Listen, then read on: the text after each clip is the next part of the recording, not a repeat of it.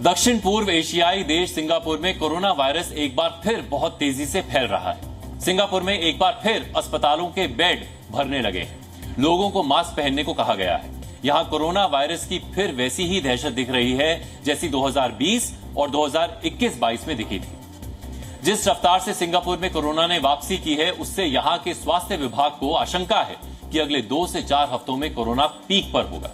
Singapore में corona के flirt variant के 2 स्ट्रेन KP1 और KP2 तेजी से फैले हैं। सिंगापुर के स्वास्थ्य मंत्रालय के मुताबिक 5 से 11 मई के बीच कोरोना मामलों की संख्या 25,900 तक पहुंच गई है। पिछले हफ्ते कोरोना केस की संख्या 13,700 थी। अस्पतालों में रोजाना एडमिट होने वाले मरीजों की संख्या भी 181 से बढ़कर 250 हो गई। पिछले हफ्ते तक आईसीयू में प्रतिदिन कोरोना के 2 मरीज भर्ती होते थे, लेकिन अब हर दिन 3 मरीज एडमिट हो रहे हैं।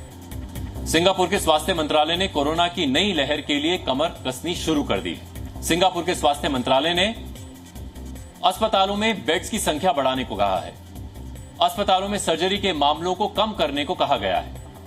मरीजों को अस्पताल के वार्ड में भर्ती होने की बजाय घर पर रहकर ही इलाज की सलाह दी जा रही है। कोरोना को लेकर सिंगापुर में लोगों से मास्क पहनने की अपील की जा रही है।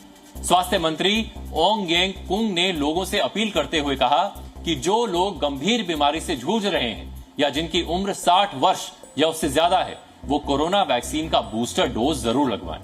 कोरोना वेरिएंट KP1 और KP2 के केस सिंगापुर के अलावा अमेरिका में भी बढ़े हैं। अमेरिका में 28% कोविड मामलों के लिए KP2 वेरिएंट जिम्मेदार है, जबकि कुल मामलों में 7.1% मामलों में KP1 वेरिएंट जिम्मेदार है।